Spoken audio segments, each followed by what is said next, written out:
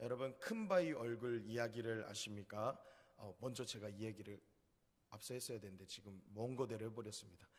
여러분 많이 걱정해주시고 기도해주시고 우리 도와주셔가지고 목사님부터 시작해서 정말 많은 우리 장로님들, 권사님들, 계속 우리 집사님들 이사 언제예요? 계속 이렇게 물어보시는 분들 정말 감사드립니다. 공사도 정말 수월하게 잘 됐고 여러 가지 문제 있던 것도 잘 해결해 주셔가지고 정말 새 집에 들어온 기분으로 이렇게 잘 들어오게 됐습니다. 정말 감사드립니다. 그래서 제 아내가 이제 곧 또 순산을 해야 되는데 한번 중보해 주시면 감사드리겠습니다. 설교 원고대로 다시 시작하겠습니다. 여러분, 큰바위 얼굴 이야기 아마 다 들어보셨습니다. 제 얼굴이 큰바위 얼굴은 아니고요. 저는 그냥 큰 얼굴입니다. 어니스트란 소년이 있었습니다. 어니스트란 이 소년은 전쟁을 통해서 아버지를 일찍 여인 그런 소년이었어요. 그런데 이 어니스트는 어머니와 함께 살았는데 한 전설을 전해 듣게 됩니다. 야, 어니스트야, 네가 사는 곳 저쪽에 가면 사람의 얼굴을 한 큰 바위 얼굴이 있는 건 알지 않니? 너 반드시 커서 그 사람을 만나는 소원을 이뤘으면 좋겠다. 어머니의 그 소원을 듣게 됩니다. 그 사람을 만나면 훌륭한 인물이 될 수 있다는 그 말에 어니스트는 그때부터 날마다 큰바위 얼굴을 찾아 헤매어 다녔습니다. 어니스트의 목표는 나는 반드시 커서 큰바위 얼굴을 만나고 말 거야 하는 목표에 사로잡혀서 살았습니다. 그리고 자신이 어떻게 하면 저 큰바위 얼굴과 같은 위대하고 전설적인 저 인물의 얼굴과 같아질 수 있을까 고민하며 하루하루를 보냈습니다. 소년이 지나고 어른이 되어가면서 수많은 사람들을 이 어니스트는 거쳐가게 되었어요. 어느 날은 돈이 정말 많은 주머니에서 이렇게 손가락 3개 딱 이렇게 하면 벌써 사람들이 졸졸졸 쫓아다니는 졸부를 만나게 되었습니다. 그래, 저 녀석이야, 바로 저 사람이야, 저 사람이 바로 큰바위 얼굴일 거야 하고 달려갔습니다. 그러나 어니스트가 달려간 그 끝에 그는 실망할 수밖에 없었어요. 그가 기대했던 모습의 큰바위 얼굴이 아니었기 때문입니다. 그는 그렇게 계속해서 큰바위 얼굴을 동경하면서 살았어요. 어느 날은 싸움을 잘하는 위대한 장수가 말을 타고 지나갔습니다. 말보다 더 빠른 속도로 가가지고 그래, 저 장수가 큰바위 얼굴일 거야, 얼굴이라도 컸으면 좋겠다 그러고 막 가서 달려가 보았지만 그 사람도 아니었습니다. 말을 잘하는 사람들을 한순간에 매료시키는 정치인도 큰바위 얼굴이 아니었습니다. 글을 잘 쓰는 한 글자 한 글자에 사람의 감정을 이랬다가 저랬다가 움직이는 시인도 아니었습니다. 수많은 기라성과 같은 사람들을 만났지만 어느 하나 큰바위 얼굴은 아니었습니다. 그렇게 어니스트의 세월이 흘러 그의 이마에 주름이 가득한 한 노년의 그 신사가 된 어니스트는 어느 날 그 어머님도 떠나보내고 홀로 마당 앞에서 빗자루질을 하는 중에 한 젊은이가 그를 보고 이렇게 소리쳤습니다. 주일날이 되면 그 어니스트는 설교를 하기 시작했었습니다. 그리고 그 어느 순간에 사람들은 일제히 어니스트를 향해 외쳤습니다. 저기 보시오, 저 사람이 바로 큰바위 얼굴입니다. 저 바위에 생긴 얼굴과 저 노년의 한 신사의 얼굴이 똑같소. 저 사람이 바로 큰바위 얼굴이요. 어니스트는 어느새 자신도 모르게 자기가 동경하던 큰바위 얼굴과 같이 되었음을 몰랐고 인정하지 않고 그는 그렇게 겸손한 마음으로 집으로 돌아가게 되었다는 그런 이야기가 있습니다. 여러분, 우리 삶에 여러분의 인생에 혹시 이러한 큰 바위 얼굴과 같은 여러분의 이상형은 존재하십니까? 동경하고 바라보시는 여러분의 이상향은 있으십니까? 저에게는 이러한 큰 바위 얼굴과도 같은 제가 닮고 싶고 배우고 싶었던 한 사람이 있었습니다.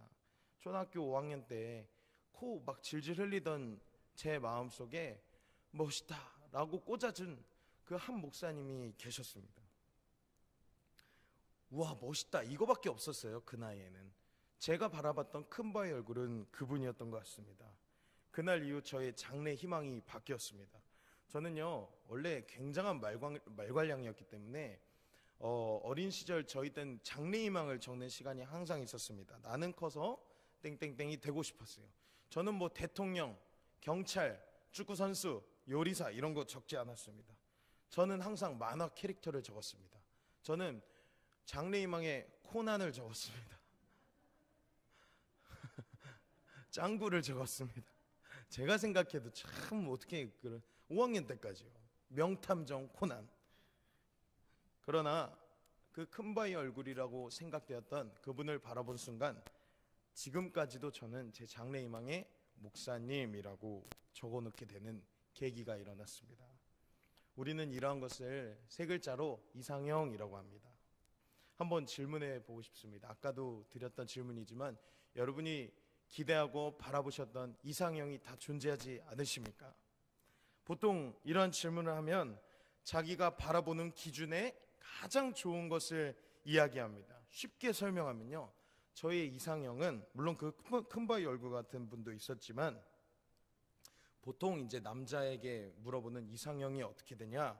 그럼 전 참 간단했습니다.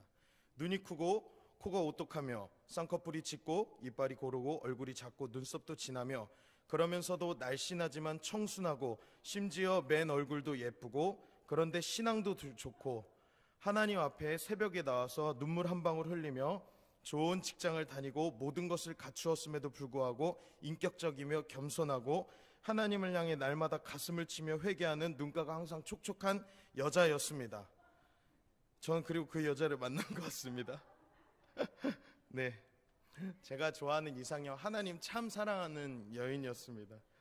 제가 이것만 얘기하면요 아주 그냥 그때 세상의 속물로 그냥 저를 막 다 쏴봐요. 심지어 제가 이걸 옛날에 유초등부 친구들한테도 내 이상형은 이렇다 하니까 1학년짜리 아이가 고개를 돌렸었거든요. 그 정도로 저는 네, 세상을 참 사랑하는 사람인가 봅니다. 이렇듯 이 사람은 이러한 이상형, 저 사람은 저러한 이상형을 지니고 있습니다. 그런데 가끔 어떤 사람은 이런 이야기를 해요. 꼭 이런 사람 한 명씩 있어요. 교회 안에. 이상형이 무엇입니까? 그러면 제 이상형은 예수님이요 와요. 이런 분이 있어요. 얼마나 꼴사나운지. 누군 안 하고 싶나? 꼭 누가, 그럼 제가 완전 비교되는 거예요. 저는 막 눈 크고 막 코가 막 아주 막 이러고 막 이렇게 했는데 옆에서는 막 저는 예수님이에요. 그러면 얼마나 저는 전도사인데 참 창피하지 않겠습니까? 우리는 그런 사람 보면 욕을 하고 고개를 돌리기 일상입니다. 근데 사실 우리는 예수님이 이상형이다라고 하는 게 어떻게 보면 참 옳은 말입니다. 우리가 바라보는 가장 최고의 성격, 가장 최고의 모습, 최고의 외모, 가장 우리가 바라볼 때 최고의 우리가 추구하는 가치관과 아름다운 모습을 모두 갖춘 사람이 우리의 이상형이라고 하지 않습니까? 그렇게 따졌을 때 우리의 이상형은 단 1초 만에 이런 대답이 되는 게 맞습니다. 우리의 이상형은 바로 예수 그리스도이십니다. 아멘이십니까? 여러분, 저와 같은 이상형이 아니라 예수 그리스도가 우리의 이상형이 되기를 간절히 소망합니다. 단 1초 만에 대답하셔야 돼요. 예수님이요. 내 이상형은 무엇입니까? 물어보면 예수님이요 하고 대답하셔야 됩니다. 괜찮습니다. 왜냐? 예수님은 우리에게 완벽한 모든 것을 다 갖추고 계신 분이시기 때문이에요. 모든 것, 우리가 닮아가야 하는 모든 성품, 우리가 닮아가야 하는 모든 인격, 우리가 고백하는 그 찬양의 가사처럼 하나님의 꿈이 나의 비전이 되고 예수님의 성품이 나의 인격이 되고 성령님의 능력이, 권능이 나의 능력이 되기를 원하고 바라고 기도해야 할 줄로 믿습니다. 그런데 안타까운 사실은요, 우리는 보통 절대로 자기 이상형을 만나지 못한다라는 가정을 요즘 젊은 사람들도 아주 많이 합니다. 결혼한 사람들에게 꼭 물어보면 이상형이에요? 그러면 이상형은 아니에요. 이상형은 못 만나요. 다 이래요. 저는 맞는데. 왜냐하면 이상형이라는 존재는 바라보고 동경하기만 할 뿐 내가 만나고 싶은 그 사람을 위해 나는 되지 못하는 경우가 참 많기 때문이에요. 간단하게 예를 들어보면 나의 이상형이 만약에 공부를 잘하는 사람이라고 해봅시다. 그러면 이상형을 만나기 위해 해야 되는 것은 무엇인 줄 아십니까? 공부해야 되는 거예요. 내가 원하는 이상형이 만약에 부자다. 그러면 저는 무엇을 해야 될까요? 돈을 버는 것에 충실하고 전념을 다해야 됩니다. 왜냐? 그래야 돈을 벌 기회도 생기고요. 성실하게 내 실력과 내 부를 축적하다 보면 시간이 흘렀을 때 부자와 연이 닿을 확률이 높기 때문이에요. 그렇다는 것은 우리의 이상형, 아까 1초 만에 대답하셨는데 여러분의 이상형 누구시라고요? 예수님이시죠. 그렇다면 어떻게 해야 됩니까? 예수님 하신 대로 우리도 살아가야 합니다.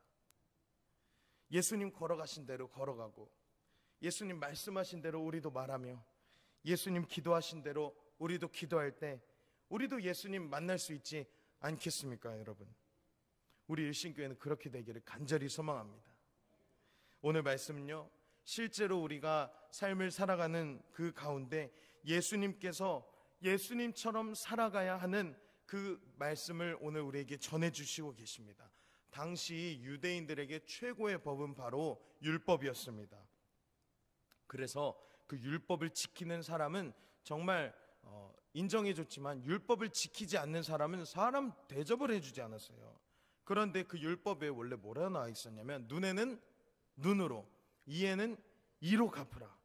다시 말해서 내가 한 대 맞으면 똑같이 한 대를 때리고, 이게 당연한 거예요. 내가 안마를 해줘요. 그러면 내 등이 뽀사질 때까지 안마를 받는 게 당연한 것입니다. 이게 율법이었습니다. 그러나 오늘 예수님은 우리에게 놀라운 새 계명을 주셨습니다. 요한복음 13장 34절 35절 함께 읽어볼까요? PPT 띄워주시면 감사드리겠습니다. 요한복음 13장 34절 35절 시작. 새 계명을 너희에게 주노니 서로 사랑하라. 내가 너희를 사랑한 것 같이 서로 사랑하면 이로써 모든 사람이 너희가 내 제자인 줄을 알리라. 아멘. 이러한 새 계명을 주신 후에 오늘 말씀 가운데 하나님께서는 말도 안 되는 율법의 역설적인 말씀을 우리에게 계명으로 주시는 거예요. 말씀하고 계시는 거예요. 오른뺨을 맞으면 왼뺨을 돌려대라는 것입니다. 속옷을 주라고 하면 겉옷까지도 주라고 하는 것입니다. 이게 좀 우리나라 속옷 그게 아닌 거 아시죠, 여러분? 이스라엘에서 말하는 속옷은 그냥 일반 옷이고, 겉옷은 배 이불과도 같아서 밤에 일교차가 심하기 때문에 덥고 잘 수도 있었던 옷이 겉옷입니다. 자세한 사항은 신약 바이블 하이킹 시간에 여러분 꼭 배우시기를 바랍니다. 심지어 예수님께서 오늘 뭐라 하시냐면, 억지로 오리를 가자고 하는 사람한테는 심리를 동행하라 하십니다. 당시 유대 이스라엘은 로마의 지배 아래 놓여 있었습니다. 그래서 로마 사람들은, 제가 만약에 로마 사람이라고 해보겠습니다. 그러면 제가 가지고 간 이 짐이 무거우면 이스라엘 사람 한 명을 지나가다 보면 이복의 젊은 친구 잠시 일로 와서 내 짐 좀 들어주게나 해가지고 시킬 수 있었어요. 그래서 이 이스라엘 사람이 그 짐을 들어주고 갈 수 있는 최대 거리가 바로 오리였어요. 그래서 성경에서 예수님은 오리를 달라고 걸어가라고 하는 사람에게 심리를 동행하라고 하시는 거예요. 여러분, 왜 예수님께서 도대체 이런 전혀 이해가 되지 않는 행동을 하라고 하신 겁니까? 율법에는 그렇게 말씀하지 않으셨는데 왜 이 율법의 역설을 예수님께서 제자들에게 산으로 올라온 자신을 사모하며 자신을 이상형으로 삼는 그들에게 이러한 말씀을 하신 것일까요? 저는 이 말씀이 멋있어 보이지 않았습니다. 사실은 조금 너무하신 것 같았어요. 이거를 어떻게 실천해요? 항상 얘기하지만 저 같은 울그락불그락하는 심정에 오른뺨을 맞으면 어떻게 하겠습니까? 오른뺨을 맞으면 발차기를 준비해야 되는 제 성정인데 저는 왼뺨을 돌려댈 자신이 없습니다. 그러나 예수님께서 원하시는 게 다른 것이 아니에요. 마음과 뜻과 정성과 목숨을 다해서 하나님을 사랑하라, 또한 이웃을 내 몸과 같이 사랑하라는 새 계명을 우리에게 주셨기 때문에 하시는 말씀입니다. 사랑의 완전성을 보여주시는 거예요. 그래서 사실 예수님 뜻대로 사는 것이 우리에게는 너무 어려울 수 있습니다. 우리가 어떻게 감히 그 사랑을 실천할 수 있습니까? 그러나 주님의 마음을 알기 위하여, 주님이 우리를 향한 그 사랑이 어떠한지를 우리에게 깨닫게 해주시기 위하여 그 사람을 사랑하려고 노력할 때 나를 위해서 결코 살아가는 것이 아니라 예수를 위해 살아가게 하시는 그 하나님의 능력을 우리에게 경험하게 하시기 위해 이 말도 안 되는 말씀을 우리에게 제시하시고 있는 것입니까? 여러분은 이 예수님 뜻대로 살아갈 용기와 자신이 있으십니까? 저는 없습니다. 저는 이 예수님의 말씀, 오늘과 같이 오른뺨을 맞으면 왼뺨을 돌려댈 자신이 없는 인생입니다. 억지로 우리를 가자고 동행해주면 갑자기 배 아프다고 화장실로 도망갈 인생이 바로 저의 성정입니다. 여러분은 어떠하십니까? 여러분 예수님을 이상형이라고 고백하셨는데 이 예수님의 마음을 본받아 그렇게 해주실 수 있으십니까? 어렵죠. 참 어렵습니다. 그러나 바라기는 우리 함께 도전해 보기를 소망합니다. 왜냐? 그렇게 도전하면 우리가 더 잘난 사람이 돼서가 아닙니다. 우리가 더 무슨 의인이 돼서 그런 것도 아닙니다. 우리는 여전히 자격 없는 인생이고 소망이 없는 삶이지만 예수님의 말씀 한 절이라도 붙들어 보려고 하는 우리의 그 몸부림치는 그 한순간이 우리에게 주신 단비와 같은 은혜의 시간이 될 수 있기 때문입니다. 한 가지 이야기만 드리고 그 예를 드리고 말씀을 좀 마치려고 하는데요. 예전에 한 노숙인 아저씨가 한 분 계셨습니다. 날마다 술을 먹고 정말 길에서 잠을 자고 그렇게 소망 없이 살아가는 어느 날 이분이 제가 전에 있던 교회에서는 제가 신학생 때 매일매일 하던 사역이 뭐였냐면 저녁을 이제 동인천에서 이제 다 드렸어요. 교회에서 동인천에서 배식을 다 드리고 무료로 다 치우고 그래서 제가 이제서야 밝히는 거지만 서울역에 있는 노숙자분들 몇 명을 좀 알고 있어요. 개인적으로 지금도 가면 형님 그러면 아유 오셨냐고 이러는 사람들이 지금도 있어요. 요새 조금 잘 안 보이시기도 하는데 예전에는 그 서울역에 있던 분들까지 다 오셨거든요. 그냥 지하철 타고 오셔서 그래서 매일 저녁을 드리는데 이제 신학생이었던 저나 아니면 전사님들이 이렇게 짧게 5분도 안 되는 메시지 드리고 기도하고 그 다음에 식사 맛있게 드십시오 하면 다 드시는 거예요. 그런 예수님의 만찬이라는 사역을 매일매일 했었습니다. 그런데 어느 날 이름을 한번 거론해 보겠습니다. 만호 아저씨라는 분이 있었습니다. 만호 아저씨가 술을 그렇게 잘 드시고 그 나름 그래도 그 시정 잡배 중에 탑3 안에 드는 그런 주먹군이셨거든요. 근데 이분이 어느 날부터 술을 끊기 시작하고 교회에서 와서 봉사를 하기 시작하셨어요. 그 예수님의 만찬 줄여서 예만찬이라고 하거든요. 예만찬 시간에 배식을 도와주더라고 처음에는. 아 예 감사합니다 그러고 하더니 어느 날은 머리를 단정히 자르고 오세요. 어느 날은 이분이 말씀을 읽으시더라고요. 어느 날은 보니까 본당 뒤에서 앉아서 기도하고 계셨습니다. 점점 하루하루가 다르게 변화가 되기 시작하셨어요.